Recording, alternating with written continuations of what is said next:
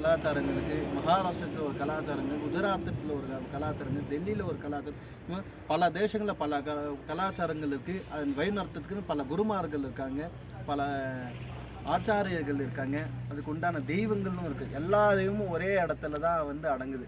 தெய்வங்கள் பல விதமாக இருந்தாலும் அந்த தெய்வத்தோடைய ஆக்னியும் அது செயல்பாடுகளும் அதுக்கு உண்டான பக்தி ஸ்ரத்தைகளும் எல்லாம் சொல்கிற ஒரே விஷயம் என்னென்னா அன்பும் பாசமும் எல்லாத்தையும் சாந்தியாக நிறைஞ்சி இருக்கணும் அப்படின்ற ஒரு விஷயத்த எல்லாத்துலேயும் சொல்லுது. இதுதான் நம்ம முன்னோர்கள் நம்ம சொல்லி கொடுத்த ஒரு வழிநெறி. அந்த வழிநெறியில் அப்படி பார்த்திங்கன்னா நம்ம தமிழ்நாட்டில் பார்த்தா 18 சித்தர்கள்னு சொல்லுவோம். அந்த 18 சித்தர்களில் ஒரு சில பேர் இங்கே வடநாட்டிலையும் இருக்கதாகவும் பல இடங்களில் நிறைஞ்சி இருக்கதாகவும் அப்படின்னு நம்ம வந்து கேள்விப்பட்டுருவோம். அந்த மாதிரி வழிமுறையில் வந்தவங்க தான் நவநாதர்கள் அப்படின்னு சொல்லிட்டு. இதை நவநாராயணருடைய மறு அவதாரமாக எல்லாரும் வந்து போற்றப்படுறோம். அப்படி நவநாதர்கள் இருக்காங்க. அப்போ நவநாதர்கள் யாருன்னா மச்சமுடின்னு சொல்ல மச்சேந்திரநாத் அப்படின்னு சொல்லி, மச்சேந்திரநாத், கோரக்ஷநாத், ஜலந்திரநாத், அடபங்கிநாத், நாகநாத், தேவநாத், இதுமாரி நவநாதர்கள் 9 பேர் 9 விதமான செய்களை செய்கிறாங்க. 9 பேரும் பார்த்தீங்கன்னா குருமார்களாக வந்து போற்றப்படுகிறாங்க. என்னன்னா நாத சம்பிரதாயம் நம்ம இந்து தர்மத்தில் பல சம்பிரதாயங்கள் இருக்குது. அந்த சம்பிரதாயத்தை யாரையும் எதையும் கடைப்பிடிக்கக்கூடாதுன்னு சொல்லலை, யாரையும் துவேஷிக்கணும்னு சொல்லலை. எல்லாரையும் ஆசரணை பண்ணி அனுசரணையோடு சேர்ந்து எல்லாரும் அவங்களுடைய கடமைகளோ அதை பின்பற்றணும்னா நம்ம இந்து தர்மம் வந்து நம்மளுக்கு போதிச்சுன்னு இருக்குது இப்போ வரைக்கும். அப்படிப்பட்ட தர்மத்தில் நாத சம்பிரதாயத்திலேருந்து இங்கே நவநாதர்கள் அவங்க வந்து தெய்வத்தோடைய சக்தியை வந்து இயற்கை சக்தியை வந்து முன்னுரிமையாக நிறுத்தி பல விஷயங்கள் அவங்க வழிநடத்தின்னு வராங்க. அதில் தெய்வத்தோட நம்பிக்கையும் ரொம்ப மிகவும் நிறைஞ்சி இருக்குது. அதில் பல பக்தி ஸ்ரத்தையோடு எல்லாத்தையும் அனுஷ்டிக்கணும் அப்படின்னு அவங்க வந்து எல்லாரும் உலகக்ஷேமத்துக்காக அவங்க வந்து இந்த உலகத்தை ஜீவனம் பண்ணி எல்லாருக்கும் போஷிச்சுன்னு வராங்க. அப்படி இந்த சம்பிரதாயம் பார்த்தா கிட்டத்தட்ட 89 நாதர்கள் இருக்கதா வந்து இப்போ வரைக்கும் நம்மளுக்கு விவரம் தெரிஞ்சு சொல்கிறாங்க. ஆனால் இன்னும் எத்தனை பேர் இருக்காங்கன்னு நம்மளுக்கு சரியாக தெரியல.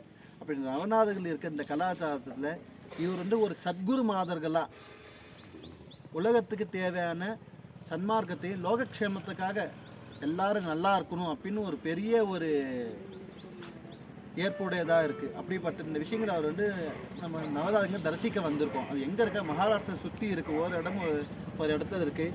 இங்கே இருக்க விஷயங்கள் வந்து குருதுல வந்து ரொம்ப அருமையாக இருக்குது. இடங்கள் வந்து ஓரம் ஆச்சரியப்பட இடமா இருக்குது. யாராலையும் தனிமையில் வந்தால் யாராலையும் எதையும் வந்து சந்திக்க முடியுமா பார்க்க முடியுமான்றது நிச்சயம் தெரியாது.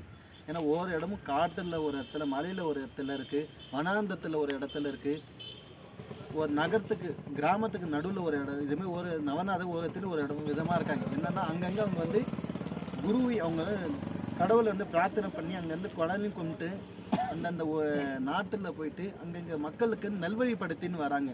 அப்படி அவங்க விஜயம் பண்ணின்னு வர இடங்கள் வந்து இந்த மகாராஷ்டிரா அதிகமாக இருக்குது.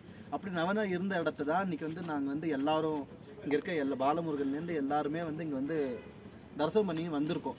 எல்லாருக்குமே வந்து ஒரு மன அளவில் பெரிய திருப்தியும் சந்தோஷமும் இருக்குது, நிம்மதியும் இருக்குது. நம்ம ஜீவசாப்பில் அடைஞ்ச ஒரு திருப்தி எல்லாருக்கும் இருக்குது. ஜீவசாப்பில் வந்து எல்லாருக்கும் கிடைக்கணும் அப்படின்னு எங்களை எல்லாரையும் வேண்டி கேட்டுக்கொள்ளுறோம். அதே மாதிரி நம்ம சம்பிரதாயங்களில் கலாச்சாரத்தையும் இப்போ இருக்க காலகட்டத்தில் யாரும் வந்து பின்பற்றதும் இல்லை. அதை பற்றியான சரியான ஒரு அறிதலும் யாருக்கும் கிடைக்கிறதில்லை. அந்த அறியாமையை போக்கி எல்லாருக்கும் இந்த சன்மார்க்கத்தை எல்லாரும் தெரிஞ்சுக்கணும், இதை மேலும் வளர்த்துக்கு உண்டான வழியை எல்லாம் கொடுக்கணும், எல்லாரும் தெரிஞ்சுக்கணும்னு ரொம்ப நான் கடவுளை வேண்டி கேட்டுக்கிறேன். இந்த வழியில் உண்டாகிறதுக்கு நம்மளுக்கு உறுதுணையாக இருந்தவர் யாருன்னா சந்தோஷ் உத்தவ் மாகர் அப்படின்னு நம்ம குருஜியோட பேர்.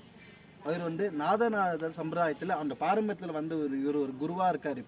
இவர் இது வந்து கிட்டத்தட்ட இப்போ பல வருஷங்கள் அவர் வந்து பிறந்து ஒரு 14 வயசுலேருந்து இந்த நாத சம்பிரதாயத்தில் வந்து எல்லா விஷயங்களையும் தேடி கண்டுபிடிச்சி ஒரு விஷயம் அறிஞ்சு ஒரு கூட்டின்னு போகிறதாவே அவருடைய ஜீவனாம்சமாக வச்சுருக்கார். இதை வந்து மேலும் அவர் வளரணும், எல்லாருக்கும் இந்த சத்குருநாதை பற்றி தெரிஞ்சிக்கணும், எல்லாரும் க்ஷேமமாகவும் சுபிக்ஷமாகவும் இருக்கணும்னு சொல்லி கேட்டுக்கிறேன். ஓம் சர்வே ஜனஹா சுகினோ பவந்து, சமஸ்த மங்களானி பத்ரந்து. ஓம் நமோ